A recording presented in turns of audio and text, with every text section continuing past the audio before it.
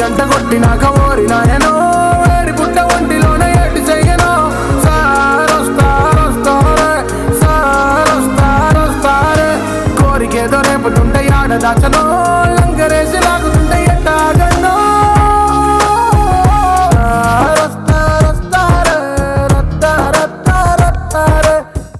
ఈ హడావిడంతా చూస్తుంటే భవిష్యత్తులో మన కేబినెట్ సమావేశాలు చెంచెల్గూడ జైల్లో జరుగుతాయేమోనని మీకు అనిపించడం లేదు? అదే సమయంలో అరెస్ట్ అయి జైల్లో ఎవరైతే ఉంటారో ఆ ప్రజానేతలకు ప్రత్యక్ష ప్రసారం ద్వారా ఎన్నికల ప్రచారం చేసుకునే సదవకాశం కూడా కల్పించాలా వద్దా? న్యాయం ఉండాలండి, న్యాయం.